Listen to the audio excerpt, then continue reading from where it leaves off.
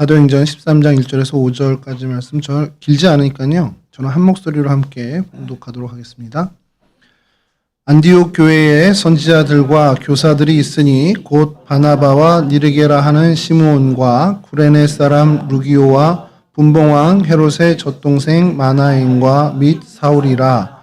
주를 섬겨 금식할 때에 성령이 이르시되 내가 불러 시키는 일을 위하여 바나바와 사울을 따로 세우라 하시니 이에 금식하며 기도하고 두 사람에게 안수하여 보내니라.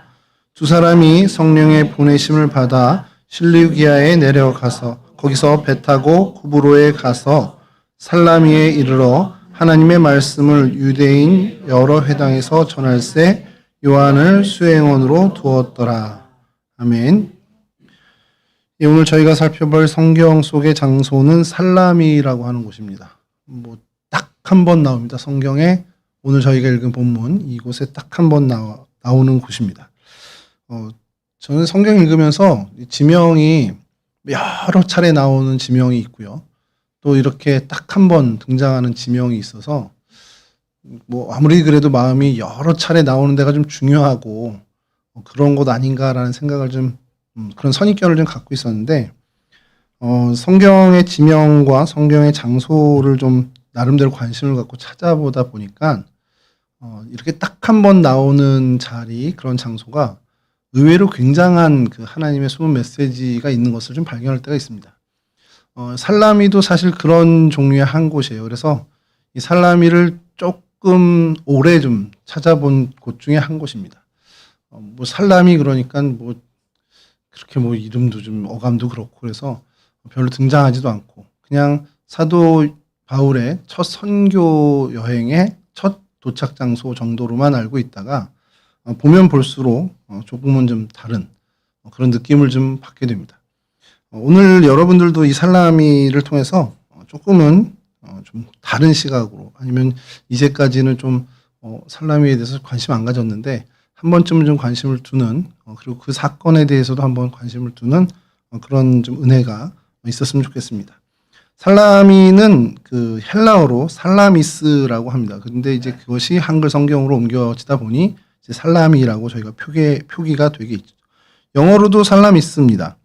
그리고 이 살라미는 좀 여러분 어느 정도 이제는 예상을 하시겠지만 히브리 말 좀 어느 단어와 비슷하잖아요. 그게 바로 샬롬입니다.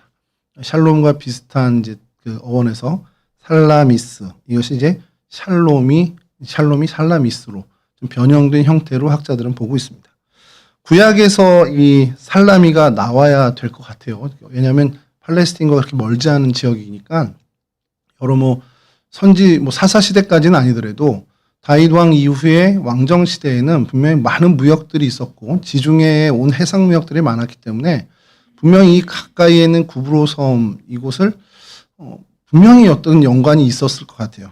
그래서 학자들이 거기서부터 찾은 겁니다. 구브로 섬, 신약 성경에 구브로 섬이라고 정확히 나온 이 섬이 구약에도 분명히 있을 것 같은데 이제 그래서 연구를 한 거죠. 다음 페이지 넘겨주시면 오늘 좀 복잡하게 만들어봤습니다. 여러분들이 별로 이렇게 좀 주목 안 하시고 그래서 좀 지루해 하시는 것 같아서 좀 숨은 그림 찾으라고 이렇게 해놨습니다. 출발, 평화의 항구 살라미, 살롬이라는 이름에서 시작된 살라미. 그래서 살라미스. 에스겔서 27장 6절에 이런 말씀이 있습니다. 바산의 상수리 나무로 내 노를 만들었으며 깃딤섬 황양목의 상아로 꾸며 갑판을 만들었도다. 배를 만들었는데 굉장히 귀한 배, 이쁜 배를 만들었어요. 그 바산에 있는 상수리 나무가 귀한 나무인데 그 나무로 노를 만들었습니다. 그리고 이제 갑판도 나무잖아요. 그 갑판의 나무는 좀 다른데 깃딤섬에 있는 황양목 상아로 그 갑판을 꾸며서 만들었다. 황양목이 정확히 저희 나라의 어떤 나무와 일치하는지는 성경학자들도 힘들어해요. 그런데 그 귀한 나무로만 여겨졌는데 이 깃딤섬의 황양목이 이 에스겔 시대에도 구약 시대에도 좀 유명했던 나무입니다. 깃딤섬이 어디냐? 여기가 바로 구브로 섬입니다. 이 살라미가 좀 있는 그 섬 전체의 섬 이름이 구브로. 오늘날에는 키프로스라고 그 본토 발음은 키프로스고 또 영어로는 사이프러스라고도 이제 발음을 합니다. 그 섬 지도를 살짝 가려놨습니다. 이렇게 팔레스틴이 있고 요 지중해 연안에 있는 이렇게. 근데 요건 좀 다시 보고요. 이곳이 어떤 곳이냐면 고대 살라미 왕국이 있었던 곳이 구브로, 그러니까 기띔섬입니다. 그곳에 에나고라스 왕이라는 왕이 있었는데 그 살라미 왕국의 최전성기를 가졌던 왕이 이름이 에나고라스입니다. 그 에나고라스가 정확하게 우리는 에나고라스라고 계속 그게 익숙한데 왜 그 이름이 조금씩 바뀌잖아요. 저 어릴 땐 웨슬리를 또 웨슬레라고 부르는 목사님도 계셨거든요. 좀 바뀌었는데 오늘의 공식 명칭은 에바고라스라고 이제 정확하게 이제 변경이 됐습니다. 그래서 에바고라스인데 그전엔 에나고라스라고 불렀던 그 왕 때 최고의 전성기를 달렸던 곳이 이 살라미 왕국이었습니다. 그런 역사를 갖고 있었어요. 그리고 이따가 뭐 역사를 좀 더 자세히 보겠지만 그러다가 로마 시대가 되면서 이곳이 로마의 식민지가 되고 거기서 여러 식민 정책에 의해서 이곳이 정말 많이 변혁을 일으키게 됩니다. 그리고 나서 주후 116년에 있었던 사건이 있는데 이게 좀 이 섬에 있어서 좀 중요한 사건 중에 하나입니다. 당시에 트라이아누스라는 로마 황제가 지금의 이라크, 이란, 요 페르시아 지역으로 점령 전쟁을 하러 원정을 떠나요. 떠나니까 왕이 비었잖아요. 그러니까 그곳에 있던 유대인 디아스포라들이 몇몇 곳에서 봉기를 합니다. 그러니까 유대 나라의 독립을 위해서 봉기를 하겠죠. 근데 이제 돌아와서 이 폭동을 진압하게 됩니다. 황제가 폭동을 진압하게 되고 그러면서 이곳이 이제 식민지였지만 아예 그냥 멸망을 시키고 그곳에 있던 유대인들을 다 아주 강제 이주를 시켜버립니다. 그래서 그 섬에 구브로 섬에 유대인들이 싸그리 몽땅 다 없어지게 되죠. 그래서 오늘날까지도 이 키프로스 공화국에는 유대인이 거의 이제 없는 상태가 됩니다. 근데 좀 아쉽죠. 그게 이제 바나바의 고향이기도 한 이 구브로 섬인데. 자, 그래서 위치를 좀 먼저 보시면 다음 사진 보여주시면 지도 보여주시면 여기가 이제 예루살렘, 바르세바 뭐 이렇게 있고 그리고 예루살렘 여기 이제 이스라엘, 레바논, 시리아가 있고 그 북쪽으로 튀르키예 땅 가는 그 백길에 이렇게 키프로스 섬, 구브로 섬이 있습니다. 그리고 그 구브로 섬의 가장 동쪽의 항구가 바로 살라미스 항구입니다. 요것을 다음 사진 보여주시면 오늘 성경에 있는 그 순서대로 한다면 저 안타키아가 안디옥입니다. 수리아 안디옥이고 그곳에서 구브로 키프로스로 파송을 하게 될 때 어차피 배를 타야 되니까 배를 타러 내려간 곳이 바로 이 실루기아 오늘 본문에 등장한 실루기아 항구입니다. 그곳에서 배를 타고 이 살라미 이 항구까지 도착하는 여정을 갖게 되죠. 요걸 좀 기억해 주시기 바랍니다. 그래서 요 백길 그리고 요 경로를 잠깐 좀 오늘 살펴보려고 하는데요. 그렇지 않아 이제 이 키프로스를 좀 더 좀 보면 다음 사진 보여주시면 이 구글 지도인데요. 이 섬 전체에 가장 동쪽에 살라미 항구가 있습니다. 근데 여기 보시면 두 점선이 이렇게 나란히 가서 이렇게 좀 남북으로 좀 가른 그게 보이죠. 이게 휴전선입니다. 이게 UN 버퍼 존이라고 해서 우리나라로 좀 비무장지대 같은 곳이 여기도 있어요. 좀 역사가 조금 좀 혼란스러워지게 된 게 영국이 여기를 식민 지배하다가 독립을 하게 됩니다. 그 독립한 공화국 이름이 키프로스 공화국이에요. 오늘날에도 키프로스 공화국입니다. 현재까지. 근데 이 북쪽이 튀르키예잖아요. 섬의 북쪽 지역이. 우리 예전에 이제 발음은 터키인데 이쪽에 살던 민족 중에 튀르키예인들이 꽤 많았습니다. 지금도 한 70% 정도가 튀르키예인이에요. 인종으로. 그 사람들이 이 그리스 남쪽의 중심으로 그리스 계열 사람들과 충돌을 일으키면서 독립을 해버립니다. 그냥 선언을 한 거죠. 실제 독립을 했다기보단 독립을 선언하면서 본토에 있는 튀르키예 군대가 들어옵니다. 그러고서는 북키프로스 튀르키예 공화국이라는 이름으로 독립을 해요. 선언을 해버립니다.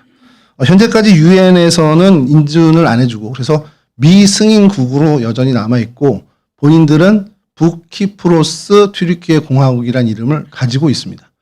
근데 그냥 말만 그렇게 돼 있는 거고요. 실제로 튀르키예의 정치, 군사, 외교, 경제 모든 것이 그냥 튀르키예 땅처럼 지금 여겨지고 있습니다. 그리고 그 경계에 UN 버퍼존이라고 해서 비무장지대처럼 이렇게 경계가 있죠. 그래서 오늘 이 살라미는 정확히 보면은 튀르키예의 통제를 받고 있는 그런 지역이라고 보시면 됩니다. 자, 근데 이 키프로스 가기 전에 이제 안디옥에서부터 좀 출발을 해야 되는데 제가 이걸 예고편으로 준비를 했습니다. 저희가 이제 좀 있으면 안디옥을 좀 다루게 되는데 지금 열심히 자료를 모으고 있거든요. 다음 페이지 보여주시면 맛배기로 여러분들 예고편으로만 안디옥에 가면 꼭 저희들이 살펴봐야 할 곳이 바로 베드로 동굴교회입니다. 이 사진이 안디옥 지금 안타르티카의 현재 모습이고요. 이게 2023년 2월에 그 대지진이 있었잖아요. 23년에 그 정식 지진 명칭을 보니까 튀르키예 시리아 대지진으로 이렇게 명명이 됐더라고요. 그 지진에 무너진 여기 건물이 다 무너졌습니다. 자세히 보시면 무너진 건물들을 찍은 사진을 이게 국민일보에서 취재에 나가서 올렸던 사진입니다. 그래서 그 폐허 속에 있는 그 모습이 지금도 여전히 복구하고 있는 그 지역인데 도시는 둘째치고 그곳에 가면 꼭 저희 기독교인이 살펴봐야 하는 곳이 이 베드로 동굴입니다. 그래서 저는 이게 조금 이제 자료 수집하다가 이게 뭐 이상한데라고 생각했던 게 안디옥 하면 사도 바울과 바나바의 도시로 저희는 그냥 인식하고 있잖아요. 근데 여기에 베드로 동굴교회가 왜 있지라는 생각을 해서 좀 찾아보게 됐는데 이곳이 그 동굴 형태의 카타콤 형태의 교회입니다. 그러니까 예배 처소죠. 그러니까 교회 예배당을 지은 건 아니고 예배 처소였고 그곳을 나중에 이제 그 동로마 제국 비잔틴 왕국에서 이곳을 이제 기념하는 교회로 건물을 이제 그 앞에 지은 거죠. 이것이 뭐냐면 안디옥에 베드로가 와서 사역을 그러니까 목회를 한 전승이 있습니다. 그 전승들이 꽤 많아요. 많은 전승이 있고 그 전승을 통해서 이곳에서 그런 베드로가 목회한 공동체가 있었을 것이다. 그리고 그것이 아마 이런 형태의 예배 장소가 아니었겠냐 해서 그 예배 장소 형태를 베드로의 이름을 붙여서 베드로 동굴교회로 이제 명명을 하게 된 겁니다. 그럼 저기가 그 사도 시대 때의 안디옥 교회 공동체 예배 장소냐? 그거는 고고학적으로 전혀 이렇게 밝혀진 건 분명히 없습니다만 그래도 굉장히 중요한 것이 당시 초기 그리스도인 공동체가 사용했던 예배 처소는 맞는 거예요. 그게 이제 안디옥 교회인지 모르지만 그 예배 처소는 확실히 맞다라는 겁니다. 그래서 이 베드로가 안디옥에 가서 했다라는 게 어디 있냐, 증거가 좀 있어야 되지 않냐라는 생각이 들었는데 그 성경학자들은 갈라디아서 2장 11절 이 말씀을 이제 하나의 근거로 삼습니다. 게바가 안디옥에 이르렀을 때에, 그러니까 사도 바울이 게바에 대해서 얘기하면서 내가 게바를 책망할 것이 좀 있어서 안디옥에 이르렀을 때 내가 게바에게 뭐라고 했어. 이제 그 장면인데 사도 바울이 얘기한 것처럼 그 베드로가 안디옥에 와서 뭔가를 사역을 했는지 뭔지 모르지만 어쨌든 이 안디옥에 도착을 했었구나라는 것을 저희가 알게 되는 거죠. 그래서 그것을 토대로 해서 그 성경학자들이 여러 유대 전승들, 당시 초기 기독교의 전승들, 그리고 교부들의 그 전승들을 찾아봤습니다. 그랬더니 초대 전승의 베드로가 예루살렘 교회의 핵심 사도이지만 안디옥 교회의 초대 지도자 중에 하나였던 것이 확인이 됐다라는 겁니다. 교부들의 그 기록에 의해서. 특별히 초대 교부 이그나티우스가 그가 쓴 여러 기록들에 베드로가 로마로 가기 전에 안디옥에서 사역했음을 명확하게 밝히는 기록들이 이제 발견이 된 겁니다. 그러니까 이 로마 교회가 전통적인 베드로의 교회로 이제 명명이 됐었는데 그것은 이제 서방 이제 로마 카톨릭 교회죠. 그러니까 이 동방 교회에서도 베드로와 연결된 중요한 교회가 안디옥 교회라는 거예요. 그러니까 이 동로마 그 정교회죠. 정교회 쪽에서도 베드로가 굉장히 중요한 역할을 했던 핵심 인물이었다라고 이제 평가가 바뀌게 된 겁니다. 그래서 로마 카톨릭, 시리아 정교회, 그리고 안티오카 총대주교 이 전통 모두에서 베드로랑 이 안디옥 교회가 연결이 되는 그런 자료들이 발견됐습니다. 이건 안디옥 할 때 다시 한번 좀 더 상세하게 좀 설명을 드릴게요. 그래서 다음 사진 보여주시면 그 베드로 동굴교회 앞에 이제 비잔틴 시대에 세웠던 교회를 이제 좀 보수한 거죠. 그리고 그 안내문이 이렇게 적혀 있습니다. 그래서 이곳이 당시에 사도시대 안디옥 교회 예배 처소야 이거는 아닐 수 있지만 기다 아니다 할 수 없는데 어쨌든 이런 형태의 예배당에서 예배를 드린 거는 확실하다. 그리고 이 자리가 그때 당시 1세기 시대에 그리스도인 공동체가 예배를 드렸던 처소는 확실히 증명이 된 것이 고고학적의 어떤 성과라고 할 수 있습니다. 자, 그래서 이제 거기서 출발을 했죠. 사도 바울과 바나바가 이제 안디옥에서 출발을 해서 실루기아라는 이제 항구에 도착을 하게 됩니다. 다음 사진 보여주시면 여기서 이제 배를 타야죠. 실루기아가 항구인데 근데 이게 사만다흐라고 이제 사만다흐라고 읽는 이제 터키어로 그렇게 읽어야 되는데 이게 사만다흐가 현재 그곳의 이름입니다. 실루기아와는 전혀 다른 명칭으로 좀 쓰이게 되는데 요거는 간단하게 설명을 드리면 시므온이라는 수도사가 있었습니다. 기독교 성인으로 동방교에서 이제 성인으로 추앙받고 있는 사람인데 이 사람이 주상 성인, 그러니까 이게 젊은 주상 성자 시므온이라고 이제 우리말로 번역하면 그렇게 돼요. 정확히 뭐 세인트 사이먼, 그다음에 스탈라이트 더 영거라고 이렇게 돼 있는데 이게 뭐냐면 기둥 위에서 내려오지 않고 거기서 이제 밥과 잠을 해결하면서 수도 생활을 하는 사람들이 당시에 좀 있었습니다. 그러니까 뭐 그게 이제 뭐 한두 뼘의 그 기둥은 아니죠. 분명히 이제 앉거나 누울 수 있는 그런 기둥인데 그 기둥 위에 올라가서 고행을 하는 게 약간 수도사들의 어떤 유행처럼 하는 경우가 있습니다. 그 중에 유명했던 사람이 이 시몬이라는 사람이에요. 이게 이제 뭐 신약 시대의 시몬으로 불리게 되고 뭐 영어로는 사이먼이라고 이제 불리게 되는데 그 사람의 이름을 아랍어로 바꾸게 되면 삼안이 됩니다. 그러니까 자발 사만이라고 해서 그 사람이 머물던 그 봉우리 산을 시므온 산이라고 해서 자발 사만이라고 그 사람들이 아랍 사람들이 부르는데 이제 투르키의 정부가 이곳을 이제 행정상으로 명명을 할 때 이 자발 사만이라는 이름이 그곳에 있다 보니까 그곳에 그냥 사만의 다흐라는 이제 산을 뜻하는 터키어 산을 뜻하는 다흐를 붙여서 사만다흐 이렇게 붙여서 이 지역 이름이 됐다라는 거죠.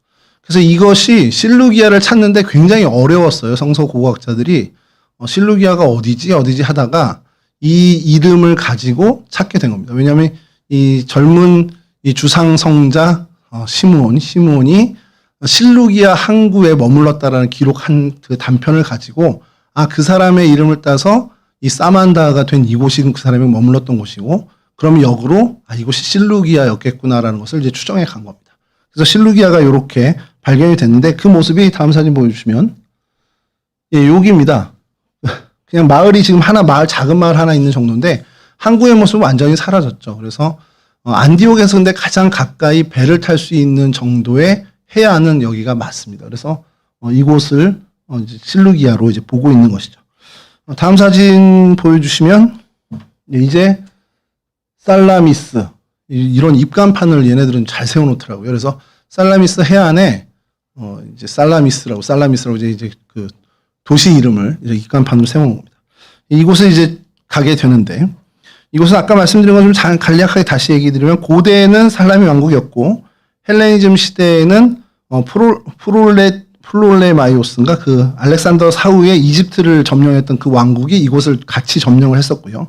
그 위에 로마 제국 때 식민지였었고 그다가 서로마와 동로마 갈려지면서 그리고 서로마가 멸망해서까지 동로마가 유지되는 그때까지도 계속 동로마 제국에 속해 있었습니다.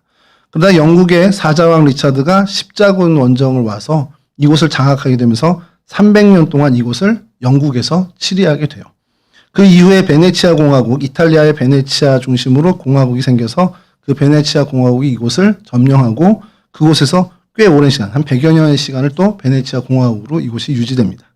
그러다가 이제 가장 이제 이곳의 핵심 세력인 오스만 제국이 이곳을 이제 장악하게 되고 오랜 기간 동안 근 300년 이상 이 오스만 제국이 이곳을 통치하고 1차 세계대전 이후에 영국이 이곳을 점령하면서 영국 식민지로 그것도 한 100여 년 안 되게 한 80에서 90년 정도 장악을 하게 됩니다. 그러다가 1960년에 드디어 키프로스 공화국이라고 독립을 하게 됐습니다.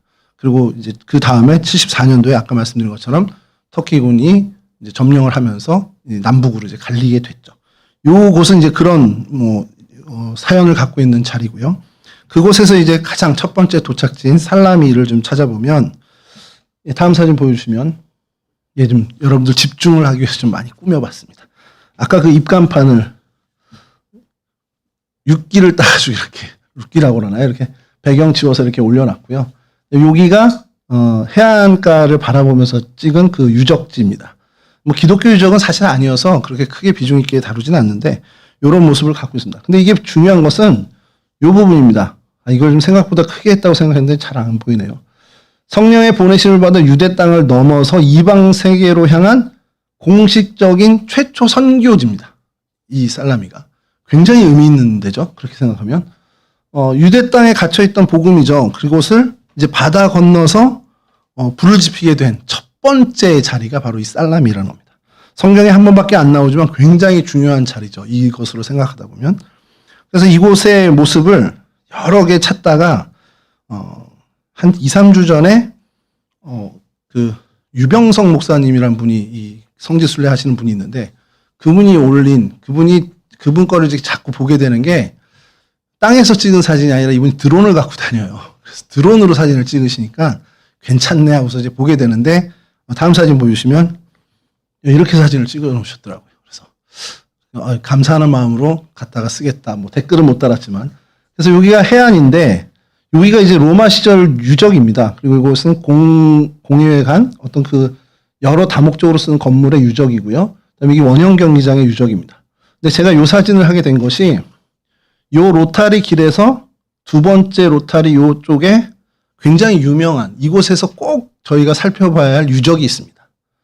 근데 거기까지가 안 나오더라고요. 여기까지만 딱 찍으셔가지고. 근데 거의 이곳과 비슷해요. 거의 이런 평지에 딱 두 개가 이렇게 있는 그런 곳입니다. 다음 페이지 보여주시면 그곳이 어디냐? 요거는 이제 유적지인데 요 사진은 여기가 이제 살라미 요쪽에 유적이 아직도 고고학적인 발굴을 하고 있는데 현재까지 이제 추정으로는 한 3분의 1 정도만 발견된 걸로 이제 보고 있습니다. 그래서 지금도 계속해서 이 발굴 작업이 계속되고 있어서 그 발굴 작업을 하는 장면의 사진도 하나 넣었습니다. 그래서 저기 말씀드린 것처럼 3분의 1 정도만 지금 드러낸 상태다라는 것. 그래서 다음 사진 보여주시면 이곳에 가장 연관된 것은 바나바입니다. 이 구브로 섬 자체가 바나바와 너무나 연관이 돼 있죠. 왜냐하면 이곳이 바나바의 고향입니다. 그래서 이 살라미 항이 아까 본 해안 사진이 저쪽이고요. 거기서 그 아까 점 로타리 같이 생긴 데가 여기입니다. 그래서 사진에 안 들어왔지만 여기까지 오면 이 두 곳에 나란히 이 두 곳이 굉장한 유적지 요렇게 있습니다.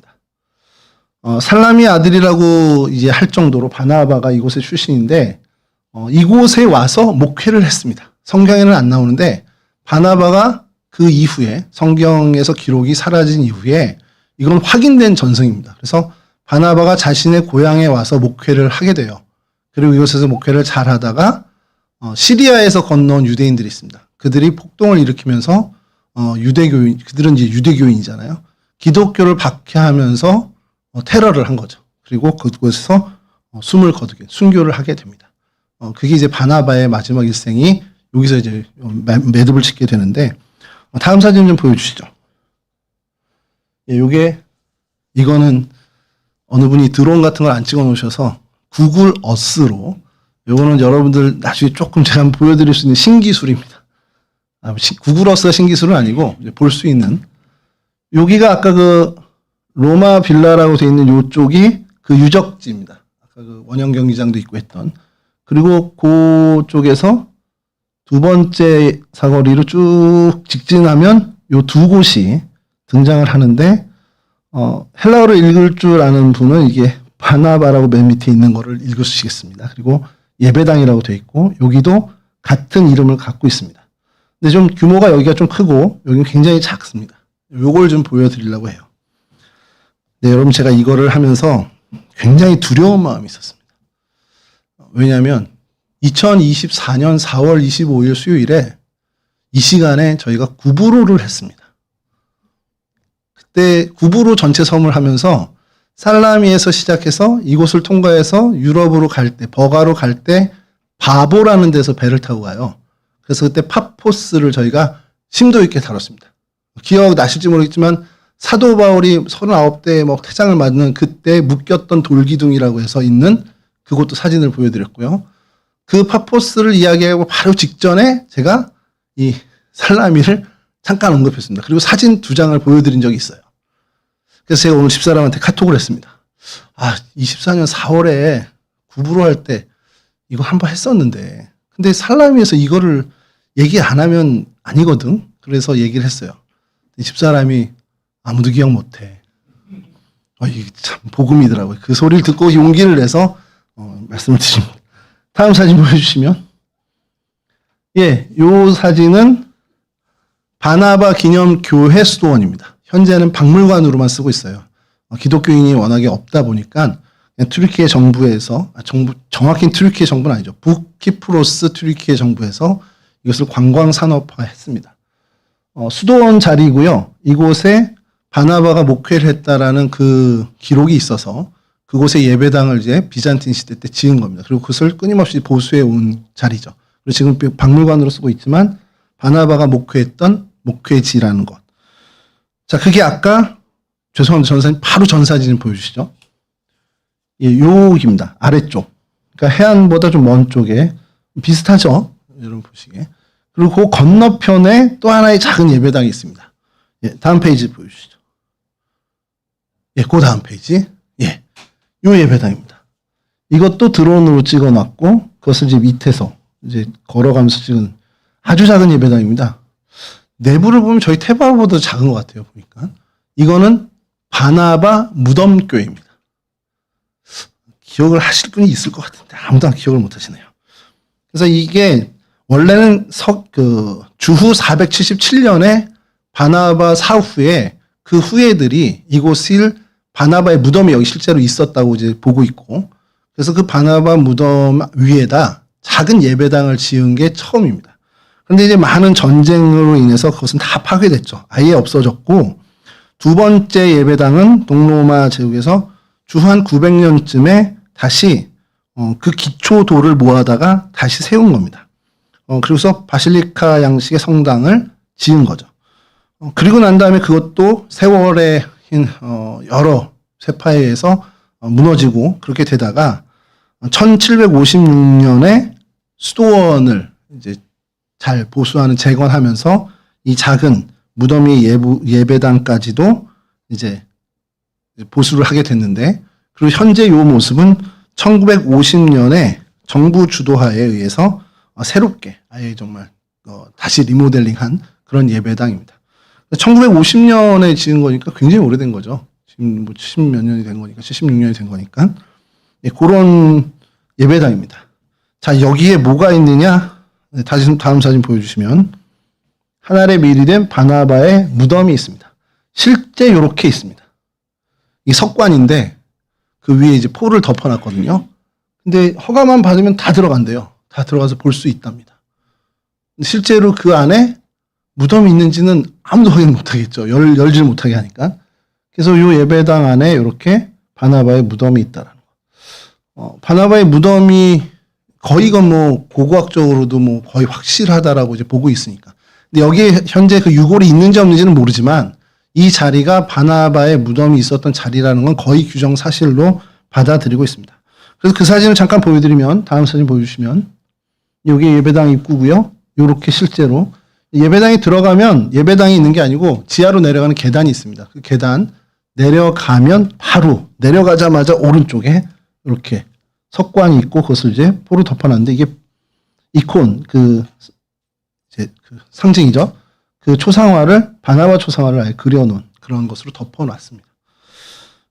여기까지가 여기 살라미의 모습이에요. 근데 이 살라미에 대해서 좀 저희가 좀 생각하고자 하는 거는, 성경에 한 번밖에 안 나왔지만 앞서 말씀드린 것처럼 성경 역사에 굉장히 중요한 어떤 사건을 담은 장소라는 거죠. 성경의 뭐 내용, 이야기나 아니면 기독교 역사상의 이야기에서 뭔가 이게 정말 변곡점이다. 이거 뭔가를 확실히 바꿔놓은 뭐 패러다임 시프트가 일어난 자리다. 이렇게 어디냐라고 이제 물어보면 여러 군데가 있지만 저는 이곳을 분명히 한 번은 제가 언급을 할 것 같아요. 왜냐하면 안디옥 교회라는 곳이 이제 다문화의 교회입니다. 유대인들만이 있는 교회가 아니라 이방인들도 있고, 그러니까 어떻게 보면은 여러 인종이 함께 섞인 굉장히 에큐메니칼한 교회죠. 기독교 역사상에 가장 어떻게 보면 그리스도인이라는 이름도 처음 불리게 된 교회고요. 그 교회에서 첫 번째 해외 선교사를 파송합니다. 기독교 역사에 처음 있는 일입니다. 해외 선교사를 파송을 하는데, 그 해외 선교사를 파송한 그 교회에 사도 바울과 바나바가 선교사로 선정이 되고, 그들이 출발해서 첫 번째 선교지로 땅을 밟은 곳이 바로 이 살람이라는 것이죠. 안디옥 교회라는 곳이 참 대단했던 것이 많은 사람들이 모여서 하나님의 은혜를 충만히 받고 정말 우리끼리 정말 좋다 그걸로 끝나는 게 아니라 자신들에게 온 하나님의 그 은혜를 어떻게든 전해야 한다라는 그 사명감에 불타있던 교회라는 겁니다. 그러니까 내 배만 불리는 신앙을 가진 교회가 아니었어요. 우리끼리만 좋고 우리끼리만 뭐 하자는 게 아니라 정말 이 받은 은혜, 이 벅찬 은혜를 어떻게든 이걸 모르는 사람들에게 전하자. 이게 이 교회의 굉장히 중요한 어떤 핵심 가치였습니다. 그래서 그들은 부활하신 주님의 최상, 그 지상 명령인 땅끝까지 이뤄 내 증인이 되라라는 그 엄중한 명령을 알았었는지 그건 잘 모르겠지만 어쨌든 그 명령에 가장 충실하게 그 명령을 수행한 교회 공동체의 대표적인 교회라고 할 수 있다는 것이죠. 근데 그들이 그런 어떤 사명감으로만 충만한 게 아니라 그것을 이루기 위해서 아주 구체적으로 그 교회가 움직였다라는 거예요. 그냥 입으로만 그냥 기도한 게 아니라요. 복음을 전해야겠다라는 것을 위해서 일꾼을 훈련시키는 일을 시작합니다.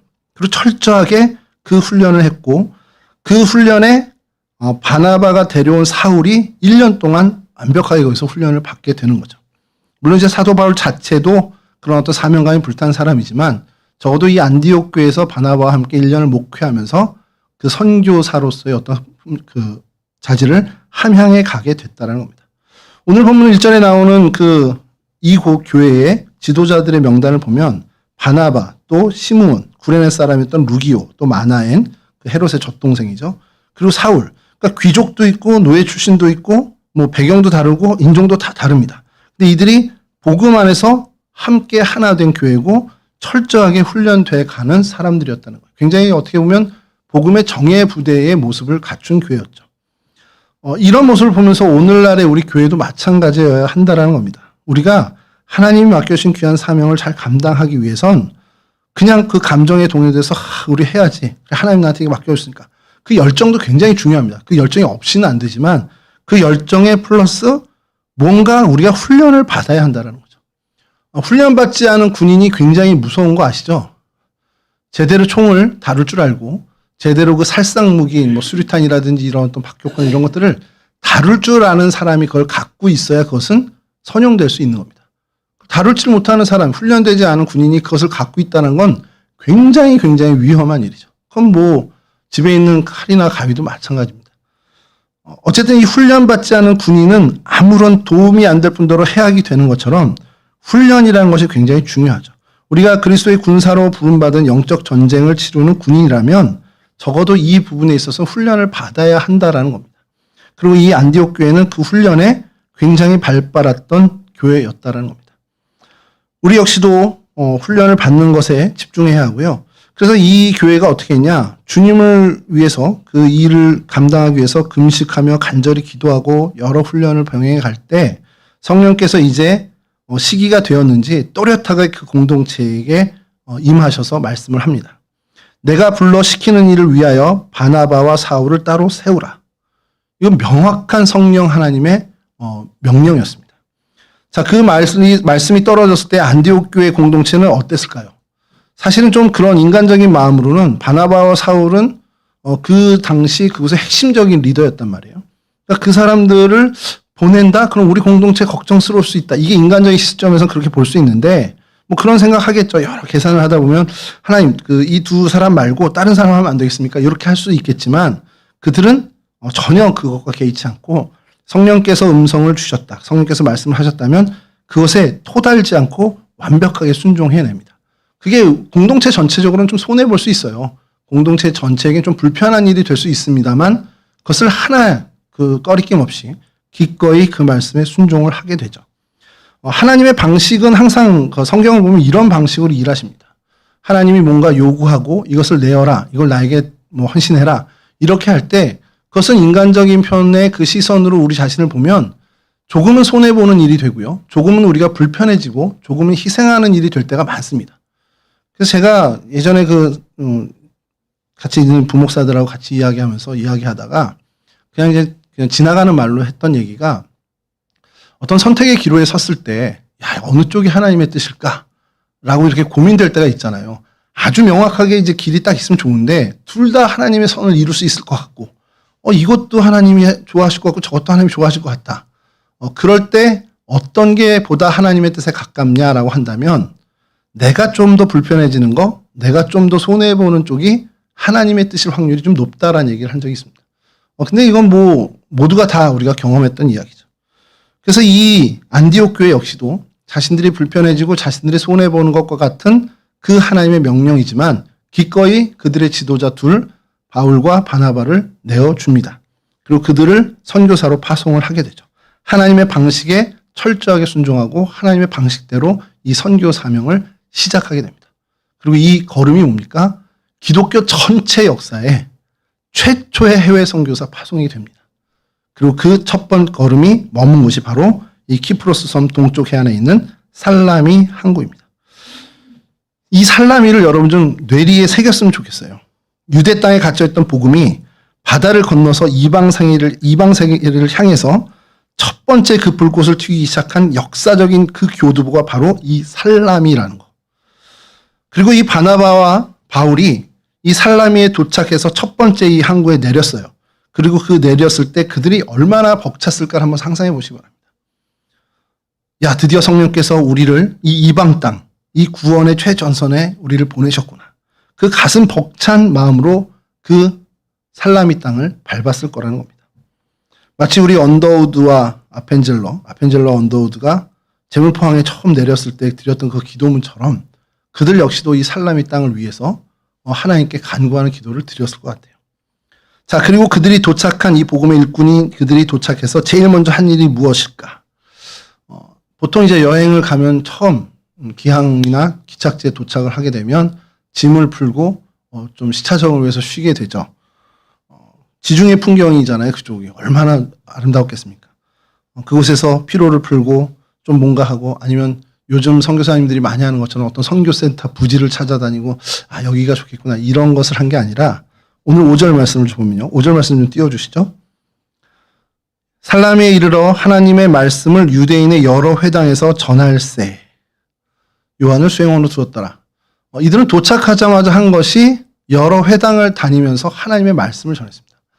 여기가 지중해 연안의 여기 음식은 지중해식이겠지 이런 거 하나 없고요. 그저 도착하자마자 그들이 원래 해야 할 하나님의 말씀을 전하는 그것에 온전히 몰입을 하게 됩니다. 도착하자마자 쉬지 않고 가장 먼저 사람을 가장 많이 만날 수 있는 곳인 유대인 회장을 찾아가서 복음의 폭탄을 터뜨리게 됩니다.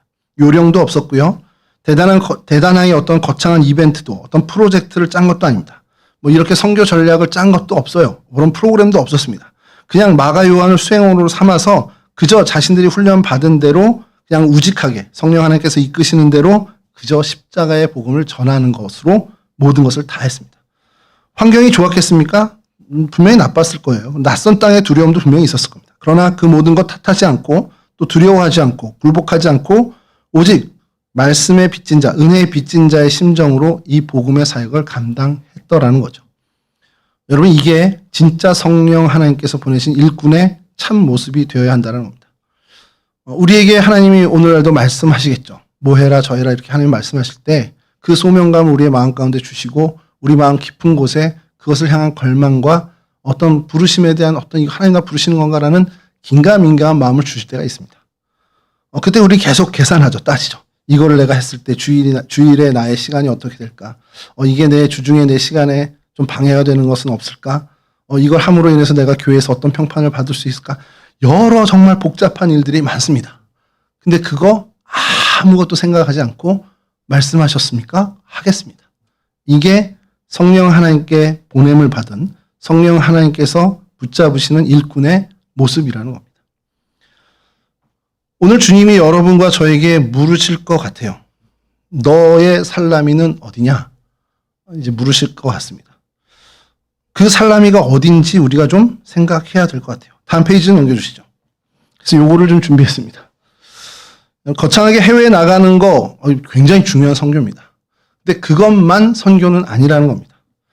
우리의 가정, 팍팍한 가정일 수도 있고 행복이 넘치는 가정일 수도 있지만 그 어떤 형태에 됐던 가정, 그리고 정말 피말리는 경쟁을 치른 직장이나 사업터, 그리고 하나님이 파송하신 그곳은 어떤 모습이 됐던 어떤 형편이 됐던 하나님이 나에게 가라 하시고 나에게 명령하신 나의 살람의 항구가 된다라는 겁니다. 그러니까 거기서 위축되지 말고 살아있는 복음을 증명하는 삶을 살아야 한다는 겁니다.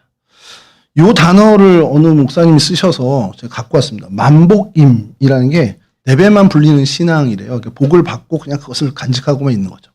근데 만복출이 되어야 한다는 겁니다. 이 그리스도인들은 많은 하나님이 주신 복을 우리 여기 복을 심는 그런 마음으로 복음을 계속해서 내 안에 있는 그 하나님에 있는 복을 그 은혜를 계속해서 내보내야 하는 그런 신앙을 살아야 한다는 거죠. 세상을 먹이고 이웃을 복되게 하는 그런 복을 흘려보내는 삶을 살라는 만복출의 신앙의 자세를 가지라 하는 겁니다. 여러분들의 가정이 살람일 수 있다는 것, 그리고 여러분이 매일 출근해서 피말리는 경쟁을 치르는 그 직장이 혹은 사업터가 하나님이 파송하신 여러분의 살라미가 될 수 있다는 것을 기억하시고 그곳에 발을 내디딜 때 쭈뼛쭈뼛 안 했으면 좋겠습니다. 위축되지 않았으면 좋겠습니다. 바울과 바나바가 살라미의 회당에서 당당하게 복음을 전했던 것처럼 여러분들이 서 있는 그곳에서 예수 그리스도의 살아있는 복음이 여러분들의 삶을 통해서 증명되는 그러한 은혜의 삶을 살았으면 좋겠습니다. 나만 배불리게 하는, 나만 불편한 거 싫고 나 손해보는 거 싫고 그런 거 말고요. 내가 좀 더 불편해도 내가 좀 더 손해보더라도 주님으로부터 훈련받은 일꾼답게 정말 내 주변의 생명들을 책임지는 그러한 삶으로 그런 어떤 만복출에 정말 세상을 먹이고 풍요롭게 하는 내 주변의 생명들을 풍요롭게 하는 그러한 신앙의 자세를 놓치지 않는 우리 동성애의 귀한 성도들 하나님의 귀한 일꾼들이 되셨으면 좋겠습니다. 이와 같은 은혜의 주인공들이 되실 수 있기를 주님의 이름으로 간절히 축원합니다.